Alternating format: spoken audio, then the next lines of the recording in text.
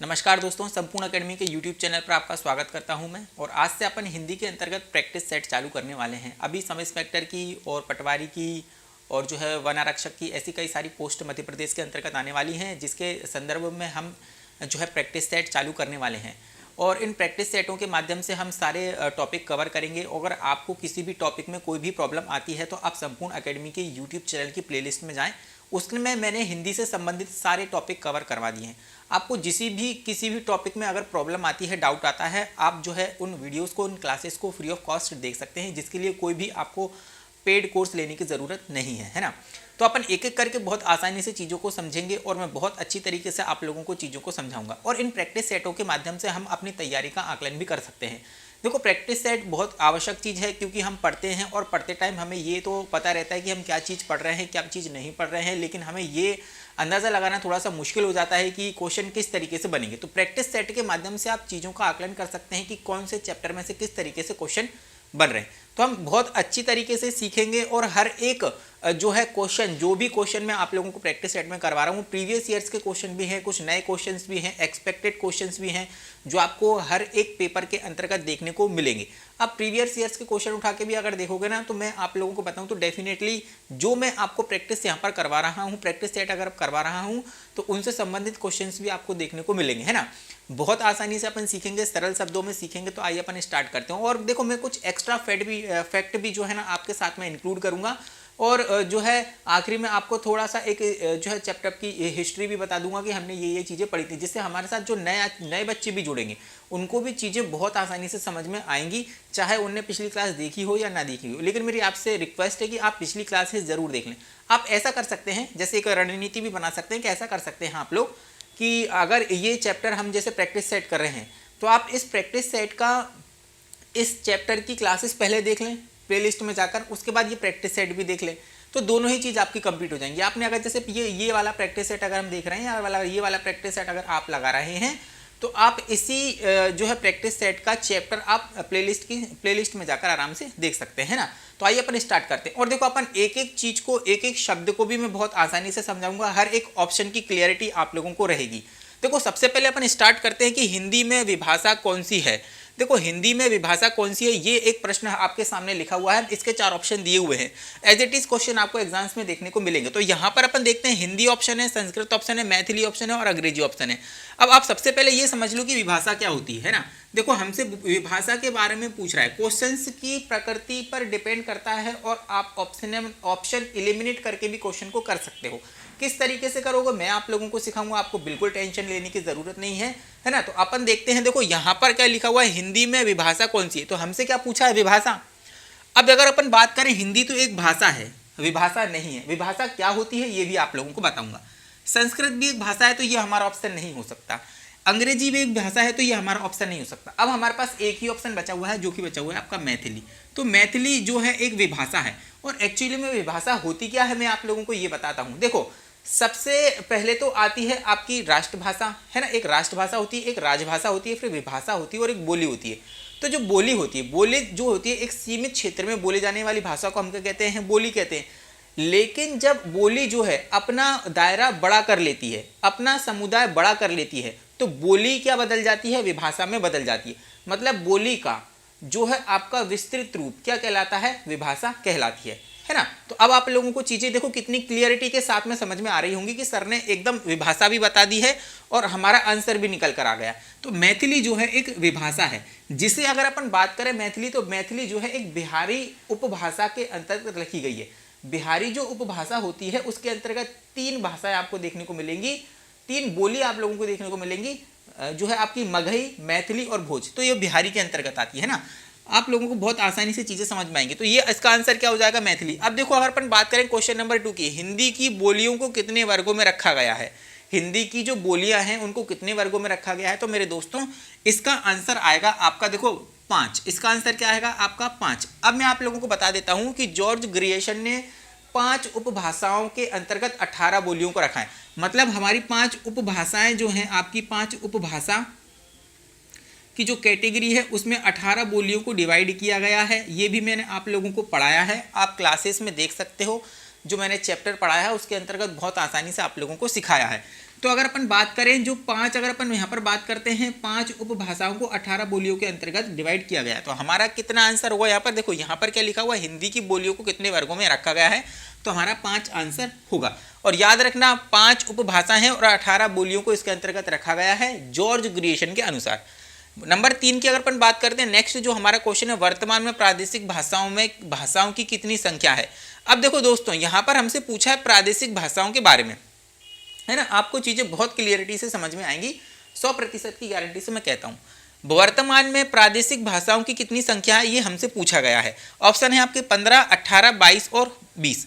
अब देखो, अगर आप लोगों को कुछ पता हो, जैसे हमने जो है चैप्टर के अंतर्गत आप लोगों को एक डायग्राम बनवाया था और जिसके अंतर्गत मैंने आप लोगों को ये बताया था कि वर्तमान में प्रादेशिक भाषाओं की संख्या 22 है ना। लेकिन हम मूल संविधान की बात करें, प्रादेशिक भाषा हमारी देखो क्या होती है, एक जो है रीजनल भाषा होती है, प्रादेशिक भाषा, राजभाषा जिसके अंतर्गत हम कहते हैं।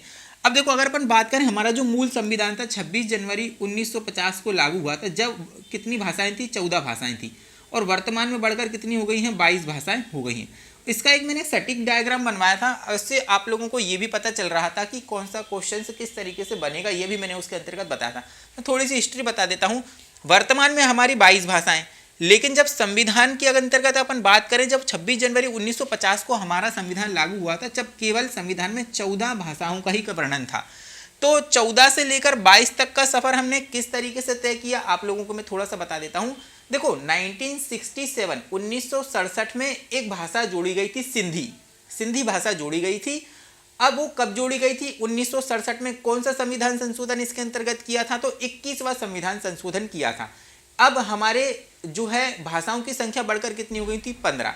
फिर 71वां संविधान संशोधन किया गया। कब किया गया है, 71वां संविधान संशोधन कब किया गया था, ये आपका किया गया था जो है 71वां संविधान संशोधन 1992 के अंतर्गत किया गया था।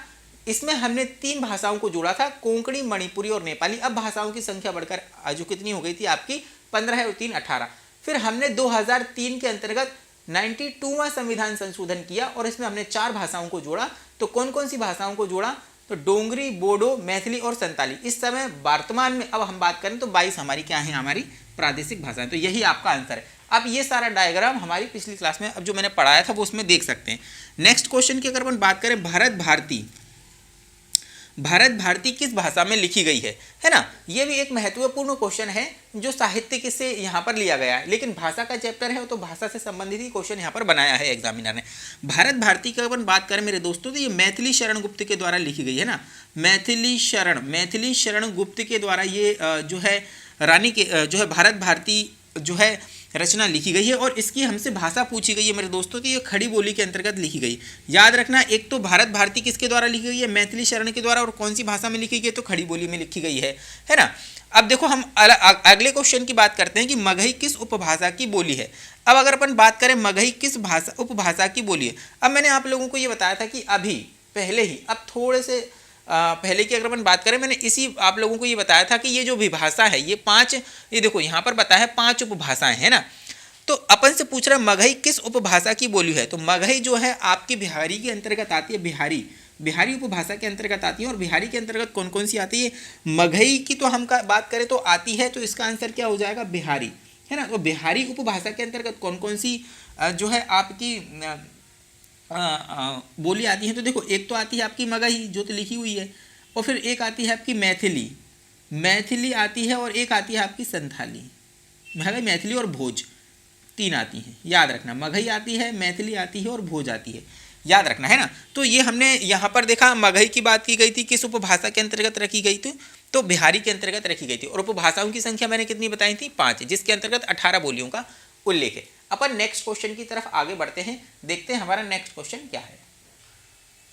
अगला जो प्रश्न हमारा दोस्तों देखो क्या लिखा हुआ है। अगला हमारा प्रश्न है कि सूरदास निम्न में से किस बोली के श्रेष्ठ कवि थे। और सूरदास जी का नाम तो आप और हमने सुना ही है, और इनके नाम से तो कौन अनभिज्ञ नहीं है। अगर हम बात करें तो हमसे क्या पूछा है कि सूरदास निम्न में से किस बोली के श्रेष्ठ कवि थे। देखो अवधी है, ब्रज है, खड़ी बोली है और मैथिली। तो आप लोगों को बताना चाहता हूँ कि जो सूरदास जी जो थे वह ब्रज जो बोली थी उनकी उस भाषा में रचना किया करते थे। सूरदास जी की अगर अपन बात करें, इनका जन्म संवत 1540 में हुआ था, और मृत्यु की अगर अपन बात करें तो 1620 में हुई थी, संवत 1620 के अंतर्गत हुई थी है ना। अगर अपन इनके जन्म की बात करें तो आगरा में इनका जन्म हुआ था और परसैली में इनकी मृत्यु हुई थी, है ना, परसैली के अंतर्गत इनकी मृत्यु हुई थी। इनकी अगर अपन प्रसिद्ध रचनाओं की बात करें तो सूरसागर है, साहित्य सूरसागर है, सूरावली है, साहित्य लहरी है, नल दमयंती है, ये इनकी कुछ प्रमुख जो है रचनाएं थी। तो यहाँ पर हमने देखो सूरदास के बारे में भी चर्चा कर ली है कि सूरदास से अगर कोई क्वेश्चन बनाता है तो हम इसको बहुत आसानी से बना लेंगे।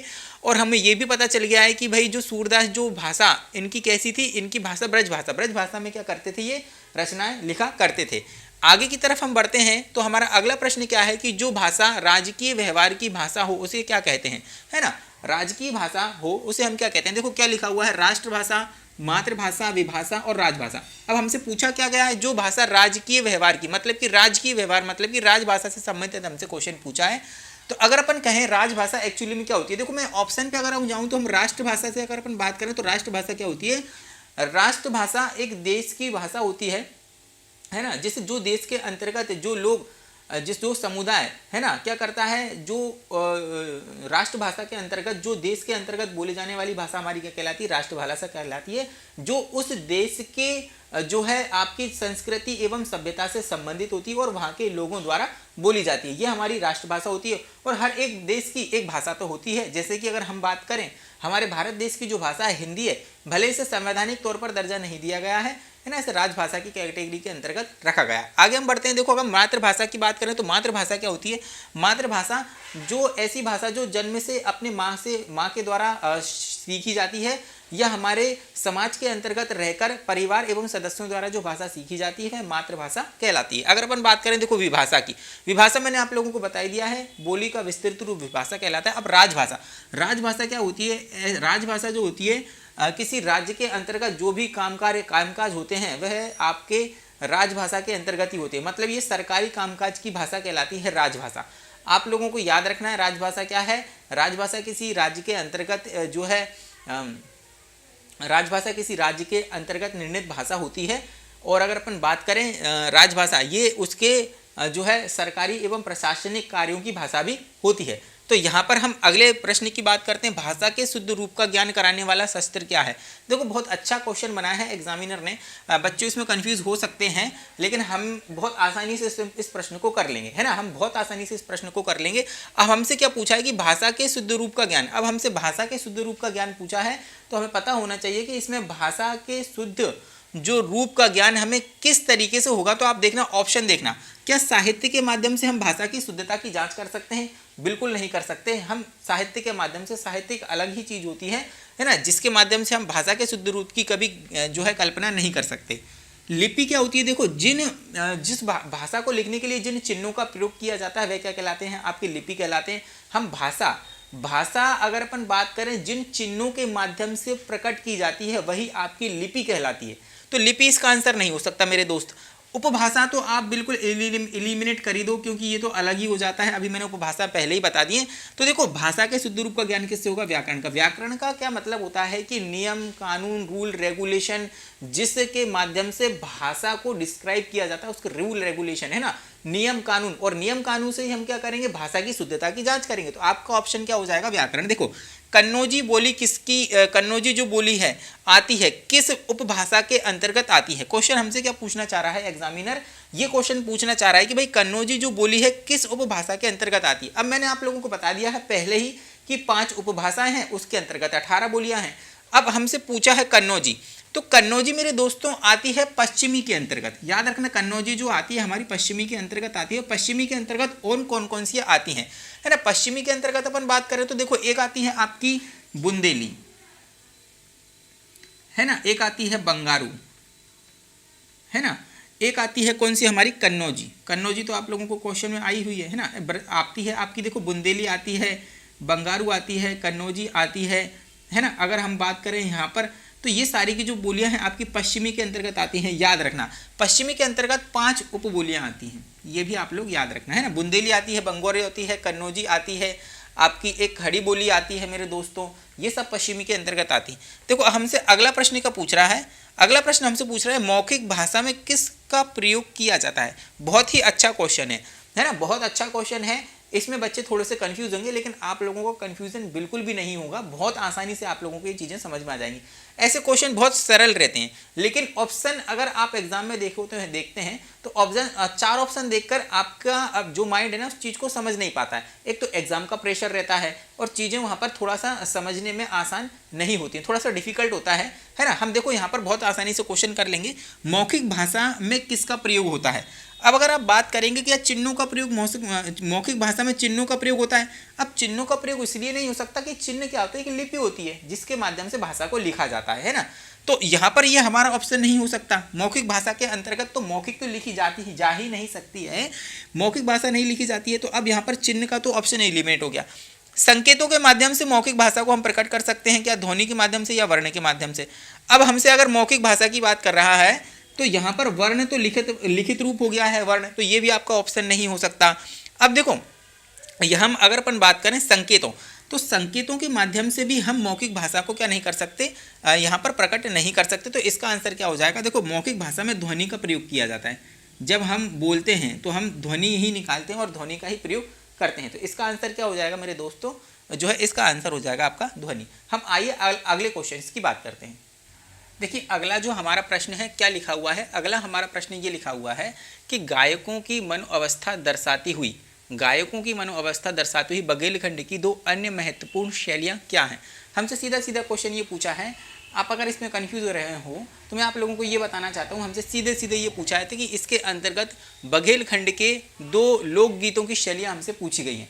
अब अगर आप लोगों को बघेलखंड के गीत या लोक गायन की अगर आपने क्लास नहीं देखी तो वो भी मैंने मध्य प्रदेश के अंतर्गत डाल रखी है, आप उन क्लासेस को भी देख सकते हैं। यहाँ पर अगर अपन बात करें, देखो आप लोगों को थोड़ा सा ऑप्शन एलिमिनेट करना आना चाहिए। देखो परदेसिया तो कोई होता ही नहीं है, तो विरहा के साथ में परदेसिया दे रखा है, तो यहाँ पर ये ऑप्शन तो आपका एलिमिनेट हो गया। परदेसिया कोई भी लोकगीत नहीं होता है ना। अपन पहले की बात करें और तीसरे की बात करें और चौथा हमारा ऑप्शन नन ऑफ दीज है, तो ये तो हमारा एलिमिनेट हो ही जाएगा। अब आप लोगों को देखो विरहा और विदेशिया लिखा हुआ है, यहाँ पर बिरहा और विदेशिया, कितनी भयंकर तरीके से बच्चों को कंफ्यूज किया है इस एग्जामिनर ने। आप लोगों को पता होना चाहिए, एक में वाह है और एक में बा है। अब बच्चा ये कंफ्यूज हो जाएगा कि यार ये लगाऊं मैं ये लगाऊं कौन सा लगाऊं। तो जिसने सटीक पढ़ रखा होगा तो देखो उसने आंसर क्या दे रखा है, बिरहा और जो विदेशिया है बघेलखंड के 2 लोक गीत हैं। तो यहाँ पर उसने ये वाला ऑप्शन हमसे जो है आंसर में नहीं दिया है। तो आंसर क्या है आपका, बिरहा होता है ना कि विरहा होता है।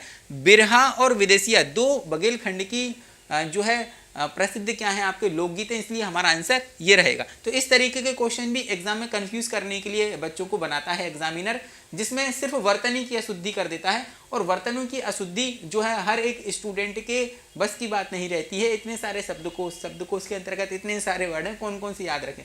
इसके कुछ नियम कानून होते हैं, वो अगर आप सीख लोगे तो आप जो है वर्तनी शुद्धि के अंतर्गत मैंने आप लोगों को वो चैप्टर पढ़ाया, तो वहां से भी आप उस चीज को देख सकते हैं ना। और वर्तनी शुद्धि बहुत अच्छी तरीके से जो है शुद्ध करना आप सीख सकते हैं वहां से। तो आइए अपन अगले क्वेश्चन की तरफ बढ़ते हैं और ये देखते हैं कि देखो हमारा अगला क्वेश्चन क्या है। भाषा के जिन रूपों का प्रयोग साधारणतः अपने घरों और समूह में जो होता है, मतलब कि जो यूज करती है। देखो भाषा के जिन रूपों का प्रयोग साधारणतः जो है जनता, साधारणतः यहाँ पर जनता आएगा, जनता अपने घरों और समूह में यूज करती है, प्रयोग करती है, वह कौन सी होती है। अब देखो हमसे अगर आप क्वेश्चन बहुत ही जो है कंसंट्रेट करके पढ़ोगे तो इस क्वेश्चन की प्रकृति को समझ सकते हो कि हमसे एक्चुअली में पूछा क्या जा रहा है। समूह और घरों में, मतलब कि क्षेत्र यहाँ पर सीमित है, जो घरों के अंतर्गत बोली जाएगी और किसी समुदाय के द्वारा बोली जाएगी, तो जो सीमित क्षेत्र ही हो गया ना घरों और जो है समुदाय में। तो समुदाय सीमित है, घर सीमित है, तो यहाँ पर सीमित क्षेत्र के अंतर्गत कौन सी बोली बोली जाती है, कौन सी भाषा बोली जाती है मेरे दोस्तों, तो यहाँ पर बोली जाती है बोली। तो आंसर क्या हो जाएगा आपका बोली। आप ना थोड़ी सी अगर जो है प्रश्न की प्रकृति को देखेंगे, रीड करेंगे, तो आप आसानी से चीज़ों को समझ सकेंगे। अब यही क्वेश्चन उसने घुमा फिरा के दे दिया है, तो यहाँ पर बच्चा कंफ्यूज हो जाएगा। तो कंफ्यूज होने की कोई ज़रूरत नहीं है, हम बहुत आसानी से चीज़ों को सीख रहे हैं। तो इसका आंसर क्या हो जाएगा आपका बोली। राष्ट्रभाषा मैंने आप लोगों को बता दी है, भाषा मैंने आप लोगों को बता दी है, विभाषा क्या होती है ये भी मैंने आप लोगों को बता दिया।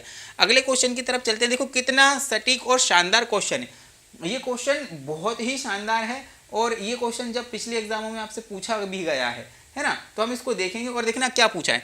आंगिक भाषा के खालिस्तान के अंतर्गत आती है, मतलब जो आंगिक भाषा है वह किसके अंतर्गत रखी गई है। अब देखो आपने शायद आंगिक भाषा का पहले जो है नाम ना सुना हो, लेकिन मैं आप लोगों को बता देता हूँ। जो हमारी सांकेतिक भाषा होती है उसी को हम क्या कहते हैं, आंगिक भाषा कहते हैं। संकेतों का प्रयोग हम कम करते हैं। देखो सांकेतिक भाषा के अंतर्गत हम देखो संकेतों के माध्यम से क्या करते हैं, चीज़ों को अपने जो है विचारों का आदान प्रदान करते हैं। अब किस तरीके से करते हैं, जैसे कि हमें संकेत करना है तो संकेत हम अपने शरीर के हाव भाव से भी कर सकते हैं। आपने अगर गूंगे बहरों वाली अगर जो है न्यूज़ सुनी होगी या अगर उनकी भाषा सुनी होगी तो हाथों के माध्यम से और चेहरे के एक्सप्रेशन के माध्यम से चीज़ों को क्या करते हैं, बोलने की कोशिश करते हैं। मतलब वो सांकेतिक हो गई है। मतलब अंगों, शरीर के जो अंग होते हैं, आंगिक लिखा हुआ ना, देखो आंगिक का मतलब अंग, अंगों के माध्यम से और हाव भाव के माध्यम से जो भाषा प्रकट की जाती है उसे आंगिक भाषा कहते हैं। अब आंगिक भाषा किसके अंतर्गत रखी जाएगी, अशब्दिक। अब देखो यहां पर क्या रखा है, लिखा हुआ अशब्दिक। तो अशब्दिक तो कोई होता ही नहीं, ये वर्तन या शुद्धि है। अशब्दिक तो कोई भाषा होती ही नहीं है, इसके अंतर्गत हम रख नहीं सकते, ये कुछ होती ही नहीं है। अब यहाँ पर लिखा है अशब्दिक भाषा, है ना, यहाँ पर अशब्दिक भाषा लिखा था, यहाँ पर भी अशताब्दिक भाषा। तो शताब्दिक भी कुछ नहीं होता है, शताब्दिक भी कुछ भी नहीं होता है, शाब्दिक भी कुछ नहीं होता है, शताब्दिक भी देखो यहाँ पर कुछ नहीं होता है। तो दो ऑप्शन हमारे यहाँ पर कट गए हैं, है ना। तीसरे की अपन बात करें तो शाब्दिक लिखा हुआ है। तो अगर मुझे एक बताओ, क्या हम अंगों के माध्यम से हाव भाव से जो है चीज़ों को बोलने का प्रयत्न कर रहे हैं ना, तो यहाँ पर शब्दों का प्रयोग होगा, नहीं होगा ना, तो शाब्दिक के अंतर्गत तो आ ही नहीं सकती है। तो इसका आंसर क्या हो जाएगा, अशाब्दिक। तो आंगिक भाषा जो रहती है आपकी संकेतों के माध्यम से और जो है अंगों के हाव भाव और एक्सप्रेशन के माध्यम से प्रकट की जाती है, इसलिए ये क्या हो जाएगी आपकी अशाब्दिक। आप लोगों को चीज़ें बहुत आसानी से समझ में आ रही होंगी, एक एक शब्द का आप लोगों को मीनिंग भी समझा रहा हूँ मैं कि क्या होती है। तो आंगिक भाषा जो अंगों के माध्यम से प्रकट की जाती है। मेरे दोस्तों आगे बढ़ते हैं। देखो बहुत शानदार आपका क्वेश्चन है, इतना शानदार क्वेश्चन है कि बच्चा देखो कंफ्यूज करने के लिए कैसे क्वेश्चन एग्जामिनर देता है। देखो यहाँ पर क्या लिखा हुआ है, भाषा यादृच्छिक संकेत है। भाषा क्या है, भाषा यादृच्छिक संकेत है। यादृच्छिक से तात्पर्य क्या है, यहाँ पर यादृच्छिक का तात्पर्य आपसे पूछा है। अब आपने अगर गणित पढ़ा होगा, गणित के अंतर्गत एक चैप्टर आता है जो हम कहते हैं जो ताश के पत्तों वाले जो क्वेश्चन पूछे जाते हैं, पास वाले जो क्वेश्चन पूछे जाते हैं ना, प्रोबेबिलिटी का जो क्वेश्चन आता है, तो उसमें ये पूछता है आपसे कि यादृच्छिक एक पत्ता निकाला जाता है ना, 52 ताश की गड्डी में से यादृच्छिक एक पत्ता निकल के आता है, तो पान का पत्ता या इक्का होने की क्या प्रायिकता है, यादृच्छिक निकाला जाता है। यादृच्छिक का मतलब होता है आपके सामने अगर मैंने 52 ताश की पत्ते की गड्डी रखी है तो आप अपनी इच्छा अनुसार एक पत्ता निकालोगे। तो यादृच्छिक का क्या मतलब है, ऐच्छिक अनुसार, इच्छा के अनुसार। तो यहाँ पर देखो आंसर आप लोगों को सटीक बैठ रहा होगा। अब देखो मैं आप लोगों को क्वेश्चन बताता हूँ। भाषा यादृच्छिक संकेत है, ठीक है, यादृच्छिक से क्या तात्पर्य। अब देखो उसने क्या क्या ऑप्शन दिए हैं, अनिच्छा से बोली गई, अनिच्छा से बोली गई भाषा। तो भाई अनिच्छा से तो कोई भाषा हम बोलेंगे ही नहीं, आई बात आप लोगों को समझ में। दबाव डालकर बोली गई भाषा, तो दबाव डालकर बोली गई भाषा तो कोई चीज होती नहीं है ना, दबाव डालकर तो हम किसी से कोई भाषा बुलवाएंगे उसका भी कोई मतलब नहीं होता। यादृच्छिक का मतलब दबाव डालकर वाली बोली गई भाषा होता ही नहीं है, अनिच्छा से बोली गई भाषा भी नहीं होता, अनैच्छिक भी नहीं होता। देखो ऐच्छिक, अब हमारा ऑप्शन क्या आता है, ऐच्छिक। तो यादृच्छिक का मतलब क्या है, जो आपकी इच्छा के अनुसार बोली गई भाषा यादृच्छिक कहलाती है ना, यादृच्छिक का यही तात्पर्य होता है। अब देखो हम बात करते हैं अगले वाले क्वेश्चन की। हरियाणवी बोली आती है ना, हरियाणवी बोली किसके अंतर्गत आती है, हमसे ये पूछा है। अब आप लोगों को पता होगा कि 5 उपभाषाएं हैं, उसके अंतर्गत किसी ना किसी में से तो आती ही होगी। अब यहाँ पर अगर अपन बात करें पूर्वी, तो पूर्वी के अंतर्गत कौन सी आती है आपकी, 3 आती हैं। एक आती है अवधी, एक आती है बघेली और एक आती है छत्तीसगढ़ी। अब अगर अपन बिहारी की बात करें तो बिहारी तो मैंने आप लोगों को पहले ही बता दिया था कि मगही, मैथिली, भोज आती है। पहाड़ी के अंतर्गत कौन कौन सी आती हैं आपकी, कुमाऊँ आती है, मलयाली आती है और एक गढ़वाली आती है, 3 आती हैं आपकी पहाड़ी के अंतर्गत। अब हमारा ऑप्शन क्या बचा है आपका, पश्चिमी थी, पश्चिमी हिंदी के अंतर्गत आती है आपकी हरियाणवी। आपसे क्वेश्चन ये पूछेगा कि हरियाणवी का जो है अन्य किस नाम से जाना जाता है, तो याद रखना हरियाणवी को बंगारू के नाम से जाना जाता है। किसके नाम से जाना जाता है, बंगारू के नाम से। ये क्वेश्चन भी आपसे पूछेगा हरियाणवी को किस नाम से जाना जाता है, तो बंगारू के नाम से जाना जाता है। पश्चिमी हिंदी के अंतर्गत कौन कौन सी बोलियां आती हैं, तो देखो बंगारू आती है, बुंदेली आती है, ब्रज आती है ना, खड़ी बोली आती है और कन्नौजी आती है। ये सारी की सारी आपकी पश्चिमी हिंदी के अंतर्गत आती हैं। तो यहाँ तक आपको चीज़ें बहुत ही आसानी से समझ में आ रही होंगी। आइए हम बढ़ते हैं अगले प्रश्न की तरफ। देखिए हमारा जो अगला प्रश्न है वो क्या है। देखो अगले प्रश्न की हम बात करें तो देखो बहुत शानदार प्रश्न है। यहाँ से क्वेश्चन आते हैं और यहाँ से हमसे भाषा का क्रम पूछा है। हमारा अगला क्वेश्चन है, विश्व में सर्वाधिक बोली जाने वाली भाषा का क्रम क्या है। आपको अगर पता हो तो यहाँ पर हम इसको ऑप्शन एलिमिनेट करके भी यहाँ से क्वेश्चंस का आंसर निकाल सकते हैं। मैं इसका क्रम भी आप लोगों को बता दूंगा। देखो यहाँ पर कितना सरल है ये आप लोगों का देखना। आप लोगों को पता हुआ कि सर्वाधिक जो भाषा बोली जाती है वो क्या बोली जाती है विश्व में, चीनी बोली जाती है। अब चीनी अगर यहाँ पर बोली जाती है तो सबसे पहले आप देख लो यहाँ पर अंग्रेजी लिखा हुआ है तो ऑप्शन ये हमारा हो ही नहीं सकता, ये एलिमिनेट हो गया। अंग्रेजी यहाँ पर भी लिखा हुआ है तो एलिमिनेट हो गया। तो हमारा ऑप्शन क्या बचता है, एक चीनी, अंग्रेजी और हिंदी। तो ये सर्वाधिक बोले जाने वाली भाषाओं का क्रम है। सबसे ज्यादा विश्व में चीनी बोली जाती है, फिर अंग्रेजी बोली जाती है, उसके बाद नंबर 3 पर आती है हिंदी। क्वेश्चन आपसे ये भी बोल सकता है कि विश्व के अंतर्गत बोली जाने वाली भाषा का तीसरा स्थान किस भाषा का है। तो हिंदी का हमारा तीसरा स्थान है। विश्व में सर्वाधिक बोली जाने वाली भाषा तीसरे नंबर पर हिंदी है। भारत के अंतर्गत नंबर पहले पर आती है हिंदी, है ना। देखो यहाँ पर हमने दुनिया की तो बात कर ली, विश्व की बात कर ली, तो यहाँ पर मैं हिंदी के अंतर्गत आपसे क्वेश्चन जो पूछा जाता है उसका क्रम बता देता हूँ कि भारत के अंतर्गत 3 बोली जाने वाली भाषा सर्वप्रथम कौन सी है। तो आपकी सबसे पहले आती है हिंदी, दूसरे पे आती है आपकी बांग्ला और तीसरे पे आती है आपकी मराठी। अब क्वेश्चन एक बार ये पूछा गया था कि भारत में तीसरे नंबर पर कौन सी भाषा बोली जाती है, तो दोस्तों मराठी बोली जाती है। अब यहाँ पर ये क्वेश्चन बनाने का पर्पस एग्जामिनर का क्या था, इसका पर्पस ये था कि हिंदी का दुनिया में तीसरा नंबर है, इसलिए भारत में तीसरे नंबर पर कौन सी भाषा बोली जाती है, मराठी। इसलिए ये क्वेश्चन एग्जामिनर ने यहाँ से बनाया था। नेक्स्ट जो हमारा क्वेश्चन है, देखो भाषा के विभिन्न जो है लिपि से क्या अभिप्राय है। नेक्स्ट जो हमारा क्वेश्चन है, लिपि से क्या अभिप्राय। देखो लिपि मैंने आप लोगों को बताई थी कि भाषा को लिखने के चिन्ह होते हैं, तो आप लोगों को देखो सटीक चीजें समझ में आएंगी। भाषा के विभिन्न रूप तो हो ही नहीं सकते हैं। भाषा के विभिन्न रूपों की बात करें तो 2 मुख्यतः होते हैं, एक लिखित भाषा होती है और एक मौखिक भाषा होती है। मौखिक भाषा को उच्चारित भाषा भी कहा जाता है ना, जो कि भाषा का अस्थायी रूप है, और लिखित भाषा जो है भाषा का स्थायी रूप के अंतर्गत आती है। भाषा को बोलने का जो है आप लोगों का ये आंसर हो ही नहीं सकता है। और अगर अपन बात करें तीसरे की, देखो भाषा को लिखने के चिन्ह, तो यही हमारा क्या है, आंसर है। अगर अपन नेक्स्ट वाले क्वेश्चन की बात करें तो देखो क्या कहा गया है, अपभ्रंश का प्रयोग सर्वप्रथम किसने किया, है ना। तो अपभ्रंश का जो प्रयोग किया गया है महर्षि पतंजलि के द्वारा किया गया है ना। अपभ्रंश का सर्वप्रथम प्रयोग पतंजलि के द्वारा किया गया था। नेक्स्ट जो हमारा क्वेश्चन है, देखो बहुत शानदार क्वेश्चन है, रानी केतकी रचना की भाषा क्या है। रानी केतकी की जो रचना है, सबसे पहले आप लोगों को बता दूं, रानी केतकी की जो कहानी लिखी गई है वह लेखक इसके कौन है, ईशा अल्लाह खां, है ना, ईशा अल्लाह खां, याद रखना। और हमसे अभी एक जो क्वेश्चन इसके पहले भी मैंने आप लोगों को करवाया था, है ना, जो है इसके पहले जो क्वेश्चन करवाया था उसके अंतर्गत भी हमसे उसकी भाषा ही पूछी गई थी। तो यहाँ पर अगर अपन बात करें रानी केतकी की जो रचना है वह आपकी खड़ी बोली के अंतर्गत लिखी गई है ना। नेक्स्ट जो हमारी जो क्वेश्चन है, देखो बहुत शानदार क्वेश्चन है, विश्व में कुल कितनी भाषाएं मान्यता प्राप्त हैं। कुल कितनी भाषाएं मान्यता प्राप्त हैं, तो मेरे दोस्तों याद रखना, विश्व के अंतर्गत अगर अपन बात करें 2796 भाषाएं को मान्यता प्राप्त है। तो ये हमारा क्वेश्चन बनता है, बहुत शानदार क्वेश्चन था, है ना। अब हम बात करते हैं अगले प्रश्न की। देखिए अपना जो अगला प्रश्न है, अगला प्रश्न क्या है, अगला प्रश्न की हम बात करते हैं। देखो मैथिली की लिपि कौन सी है, बहुत ही अच्छा प्रश्न है, देखना बहुत शानदार क्वेश्चन है। देखना हमसे पूछा गया है मैथिली की लिपि कौन सी है। अब आप लोगों को लिपि बताना है तो आप देखना ऑप्शन किस तरीके से एलिमिनेट करेंगे। आप चीज़ों को करने का प्रोसेस भी सीखो, है ना, बहुत जो है अच्छी तरीके से आप लोगों को मैं समझा रहा हूँ। और यहाँ पर आप ऑप्शन एलिमिनेट करोगे ना तो आपको क्वेश्चन बनाने में बिल्कुल भी जो है तकलीफ नहीं होगी। अगर अपन बात करें, हमसे लिपि का पूछा गया है, तो उर्दू तो एक भाषा होती है मेरे दोस्तों, है ना। उर्दू अगर अपन बात करें तो उर्दू की अगर अपन बात करें, और देवनागरी, संस्कृत और फारसी, संस्कृत भी एक भाषा है, तो ये हमारा ऑप्शन नहीं हो सकता। अगर अपन बात करें मैथिली की, तो देखो मैथिली हमारी देवनागरी लिपि में लिखी जाती है। अब आंसर आपका क्या आ जाएगा, देवनागरी लिपि। तो ऑप्शन आप एलिमिनेट करोगे तो बहुत शानदार तरीके से आप क्वेश्चन को कर सकते हो। देखो देवनागरी लिपि के अंतर्गत कई सारी भाषाएं हैं, हम बात करते हैं। देखो यहाँ पर एक मैं आप लोगों को बता देता हूँ कि देवनागरी लिपि के अंतर्गत कौन कौन सी जो है आपकी लैंग्वेज आती हैं। देखो सबसे पहले अपन बात करते हैं संस्कृत, हिंदी, मराठी, नेपाली, पाली, है ना। अगर अपन देखो हिंदी, संस्कृत, मराठी, नेपाली, पाली, मैथिली, कोंकणी, ये सारी की सारी जो भाषाएं हैं आपकी, ये देवनागरी लिपि के अंतर्गत लिखी जाती है मेरे दोस्तों।